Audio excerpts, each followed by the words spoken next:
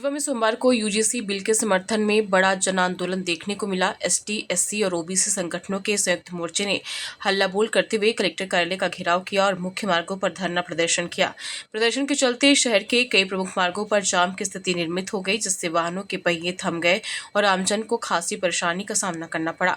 प्रदर्शनकारियों ने सरकार के समर्थन में नारेबाजी करते हुए मांग की कि यूजीसी बिल को जल्द से जल्द प्रभावी रूप से लागू किया जाए। उनका कहना था कि यह बिल सामाजिक न्याय और आरक्षण व्यवस्था को मजबूती देने की दिशा में महत्वपूर्ण कदम है। धरना स्थल पर वक्ताओं ने कहा कि यदि उनकी मांगों पर शीघ्र निर्णय नहीं लिया गया तो आंदोलन को और व्यापक रूप दिया जाएगा। प्रदर्शन के दौरान पुलिस बल तैनात रहा और प्रशासनिक अधिकारियों ने मौके पर पहुंचकर ज्ञान प्राप्त किया। कलेक्टर कार्यालय के बाहर घंटों तक चले प्रदर्शन के कारण यातायात व्यवस्था प्रभावित रही। बाद में प्रशासन के आश्वासन के बाद प्रदर्शनकारियों ने शांतिपूर्वक धरना समाप्त किया। आंदोलनकारियों ने स्पष्ट चेतावनी दी कि मांग पूरी न होने पर प्रदेश स्तर पर बड़ा आंदोलन किया जाएगा। आज आप लोग धरना प्रदर्शन कर रहे हैं, यूजीसी बिल का समर्थन कर रहे हैं। क्या है ऐसा यूजीसी में कि आप लोगों को सड़कों पे उतरना पड़ रहा है? भाई यूजीसी तो है जो लड़कों की रक्षा करेगा। मैं एक बात कहना चाहता हूँ यूजीसी के विरोध करने वालों कि ऐसी क्या बात है कि डर है आपको। ईडब्ल्यूएस लागू हुआ, आपने उसका विरोध नहीं किया। मैं आपसे कहना चाहता हूँ नोटबंदी लागू हुई, उसका विरोध क्यों नहीं किया? नोटबंदी का साइड इफेक्ट नहीं था। आपने एक ही दिन में कोरोना का लॉकडाउन लागू कर दिया, लॉकडाउन में कोई साइड इफेक्ट नहीं था। आप एक ही दिन जीएसटी लागू कर दिए, उसका कोई साइड इफेक्ट नहीं था। आपको इंतजार करना था, क्या होता मुझे बता दीजिए। हिंदुस्तान में एक भी ऐसा लड़का जो विरोध करने वाले का प्रताड़ित हुआ। रोहित वेमुला, पायल तड़वी और संयुक्त संसदीय समिति की रिपोर्ट ने बताया है कि 118% लोगों के साथ एसटी, एससी, ओबी किसी के साथ प्रताड़ना हो रही है। हम उस प्रताड़ना के विरोध में आए। यदि डर है माननीय सर्वोच्च न्यायालय के जज साहब को तो सुनना चाहिए। और सरकार ने क्यों अटॉर्नी जनरल और सॉलिसिटर जनरल को खड़ा नहीं किया? एक ही झटके में आप रोक दोगे। 80% आबादी को न्याय के लिए कोर्ट का दरवाजा खोलना पड़ेगा। ये रोड का आंदोलन है और लड़ेंगे तो जीतेंगे। सुप्रीम कोर्ट ने रोक लगा दी है।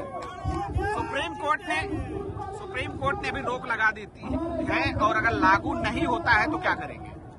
भाई सुप्रीम कोर्ट ने तो मंडल कमीशन पर भी रोक लगाई। सुप्रीम कोर्ट 13% होल्ड है मध्य प्रदेश में।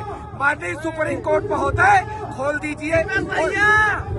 उसके लिए तारीख पे तारीख और यूजीसी के लिए एक ही सुनवाई पे रोक। रोड पर आंदोलन होगा। आगे आगे देखिए, ये तो शुरुआत। तुम करो तो रास लीला, हम करें तो करेक्टर ढीला। ये नहीं चलेगा।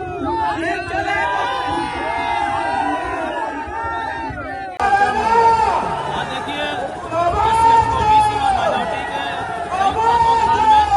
आज यूजीसी एक्ट जो बिल आया था उसको लागू करने के लिए आज ये पूरा बहुजन समाज आंदोलित है और हम लोग के माध्यम से राष्ट्रपति महोदय तक अपनी बात को कहने के लिए ज्ञापन देने के लिए एकत्रित हुए हैं। और यही तो अपनी बात बहुजन समाज को हमारे ऐसे समाजों के साथ जिस तरीके से जातिगत लिंग भेद और जाति के आधार पर भेदभाव होता है उसकी संस्थाओं में उसको रोकने के लिए ये आया था। लेकिन कहीं न कहीं सुप्रीम कोर्ट की मंशा भी सही नहीं है क्योंकि कॉलेजियम सिस्टम का गंदा सिस्टम हो चुका है जहाँ पे जातिवाद के साथ एक ही वर्ग का वर्चस्व है।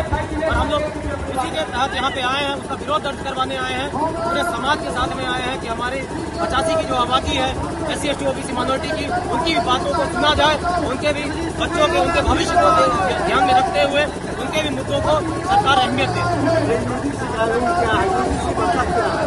यूजीसी देखिए एक यूनिवर्सिटी ग्रांट कमीशन है, इसके तहत ये अनुदान आयोग होता है क्योंकि मतलब इसमें उच्च शिक्षण संस्थानों को, यूनिवर्सिटीज को मान्यता मिलती है, जिसके तहत ये हर वर्ग के बच्चे वहाँ पे उच्च शिक्षा देने का काम करते हैं।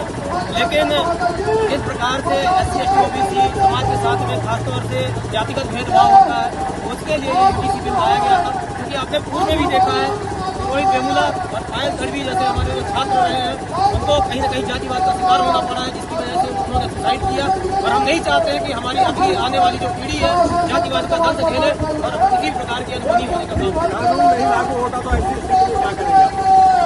लोग अपनी बात मजबूती से और ताकत के साथ रखेंगे, क्योंकि देखिए बहुत दिनों बाद बहुजन समाज एक साथ एकत्रित हुआ है अपने हक अधिकार के लिए, अपने बच्चों के भविष्य के लिए जगह है और निरंतर अभी ये जिला लेवल पर हम लोग काम कर रहे हैं।